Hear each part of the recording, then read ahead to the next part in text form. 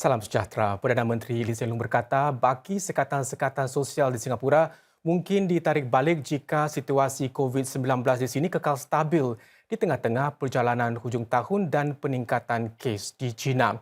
Menyatakan demikian dalam amanat tahun baru beliau, PM Lee menambah, meskipun pandemik serta ekonomi sejagat kekal tidak menentu, Singapura perlu bersatu padu dan merebut peluang-peluang yang datang. Walaupun Singapura sudah membuka semula sempadannya, PM Lee menyatakan negara sedang memantau situasi COVID-19 dengan teliti. Beliau menggesa semua orang supaya mendapatkan suntikan vaksin terbaru. Selepas setahun, keadaan semakin kembali normal, yang termasuk acara besar-besaran kembali diadakan, Singapura menurut PM Lee boleh mengambil langkah terakhir untuk menarik balik baki sekatan sosial yang ada jika situasi kekal stabil. PM Lee menambah, pandemik COVID-19 memberi pengajaran berharga kepada negara dan Singapura akan meningkatkan persediaan bagi pandemik masa depan serta mengukuhkan jagaan kesihatan. Kadar GST lebih tinggi yang bermula esok akan membantu pembiayaannya.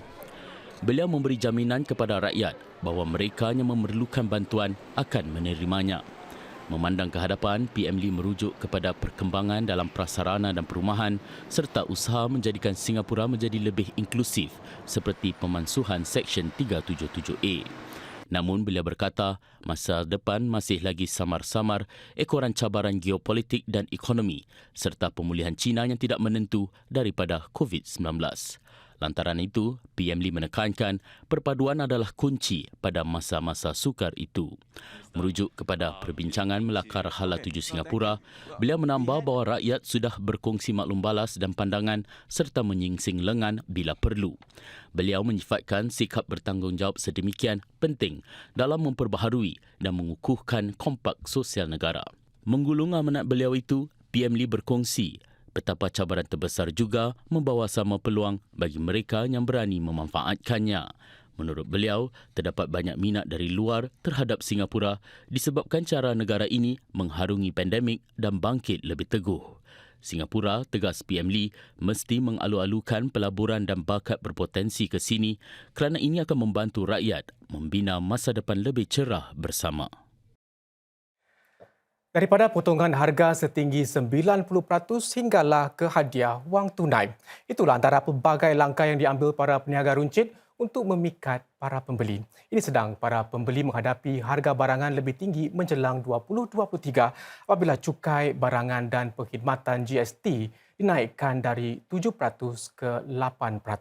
Bagaimanapun tidak semua peniaga berpendapat bahawa potongan harga seumpama itu dapat bertahan. Menjelang tahun baru, ada yang sudah pun membeli barangan elektrik meskipun belum berpindah ke rumah baru. A lot of them buy way in advance even before they collect their keys to their homes. So maybe they can be collecting their keys in Q2, Q3. They are already buying in advance with Audio House because they expect prices to increase. Dengan pelaksanaan kadar GST yang lebih tinggi, peruncit ini berharap penjualan hujung tahun dapat memikat lebih ramai pembeli. Dan ini berhasil. Perniagaannya melonjak sekitar 60% berbanding tempoh yang sama tahun lalu. Bagaimanapun perniagaan lain seperti salon kecantikan rambut tidak menawarkan potongan harga. Instead of doing this kind of price discounts, we actually believe that by offering better service offerings, better ambience, a more novel concept will be a much better long-term strategy. For example, like Shevu Hideaway, we have that sort of mini complimentary spa-like perk. Dengan khidmat seumpama itu, kedai ini menyaksikan jumlah pelanggannya meningkat sepanjang minggu lalu. Malah tempahannya penuh hingga hujung tahun ini.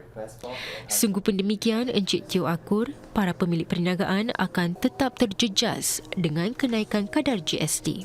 A lot of businesses are actually affected, especially SMEs, and they may not have a choice but to pass on this additional cost to consumers. Now, what we are actually encouraging retailers to do is to, if you can, absorb. If you can't, explain to consumers why you have to. Please do not use the GST hike as an excuse to increase your price. Encik Eng menambah pada akhirnya para pembelilah yang memutuskan sama ada mutu produk dan khidmat yang ditawarkan layak menerima harga lebih tinggi. Pendekatan Singapura terhadap jagaan pencegahan kini menjadi tanggungjawab penduduknya dengan aplikasi Mudah Alih menawarkan akses mudah kepada pengurusan kesihatan. Namun dengan Singapura berdepan dengan penduduk semakin menua, hanya seorang daripada setiap 5 warga emas menggunakan app seperti Health Hub. Bagi menggalak lebih ramai warga emas menggunakannya, mereka percaya lebih banyak pilihan bahasa dan pengalaman pengguna lebih baik boleh membantu. Lebih 190,000 warga emas sudah dibimbing kemahiran asas digital oleh Penguasa Pembangunan Infokom dan Media IMDA. Kecelikan digital juga menjadi program asas bagi warga emas yang menghadiri pusat penuaan aktif. Di pusat itu, para sukarelawan menggalak warga emas menggunakan teknologi setiap hari dengan cara yang dipermudah. Dan walaupun pusat sedemikian memainkan peranan besar untuk mendampingi warga emas, usaha di lapangan untuk mendampingi warga emas yang tinggal bersendirian juga penting.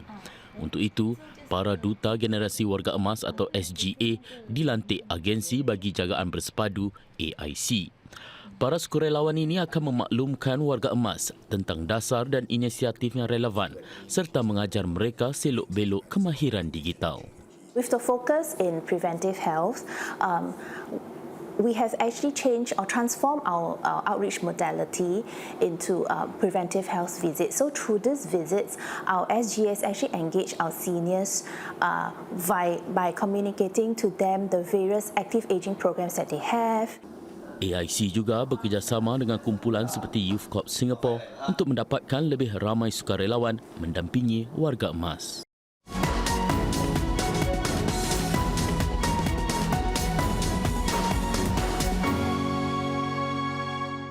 Bertemu kembali. Saudara, pesta-pesta menyambut kedatangan tahun 2023 sedang berlangsung di sana sini. Di kawasan Marina Bay, lebih setengah juta orang dijangka berhimpun untuk meraihkan tahun baru. Dan untuk mendapatkan laporan terkini, kita lintas langsung bersama wartawan Hakim Irwan yang berada di sana. Hakim, bagaimanakah keadaan di sana?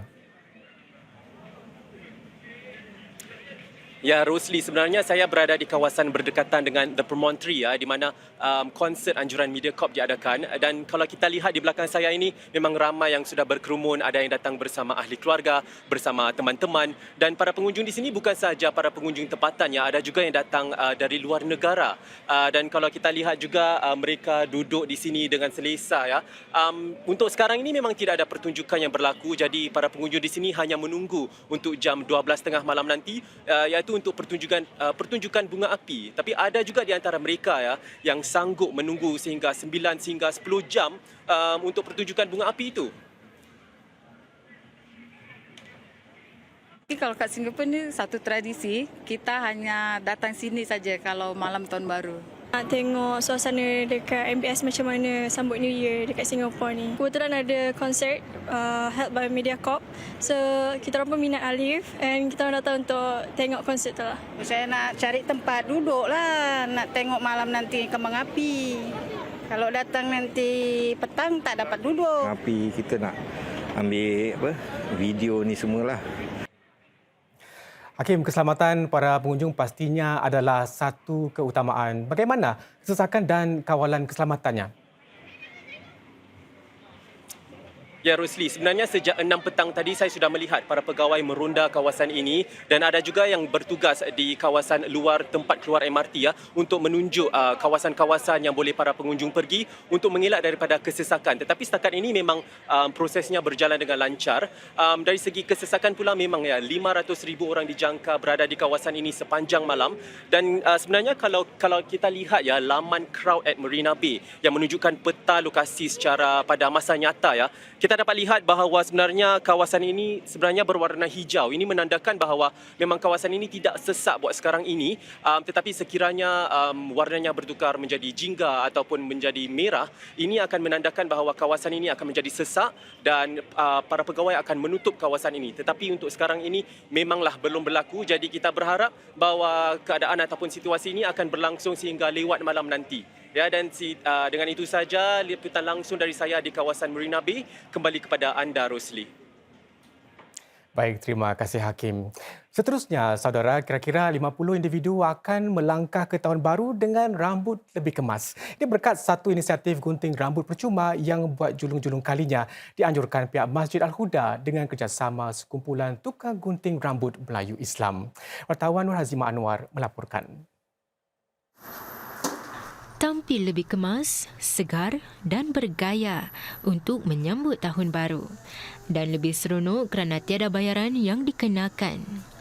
Ketiga-tiga abang-abang barber ini adalah tukang-tukang gunting profesional dari Altruist Snips Collective. Khas untuk hari ini, mereka berganding dengan pihak Masjid Al-Huda di Bukit Timah ini untuk menawarkan khidmat gunting rambut secara percuma kepada orang ramai.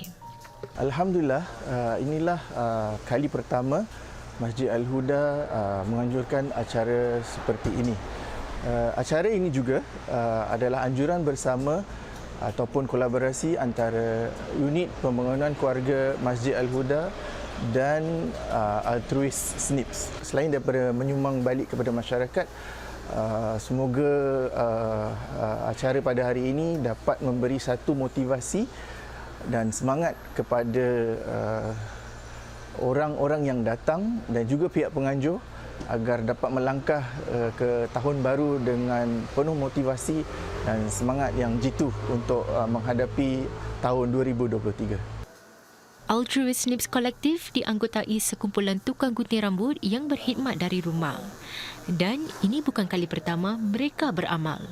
Sebelum ini kami ada lakukan beberapa acara amal daripada masjid, ada juga dengan kedai lain lah. Ia sentiasa menjadi visi saya untuk membantu kepada masyarakat dengan kemahiran yang saya belajar. Encik Rizan juga berharap usaha murni ini dapat dijadikan motivasi untuk menggalak lebih ramai anak muda untuk menyumbang kembali kepada masyarakat. Kita beralih ke perkembangan lain di dalam negeri.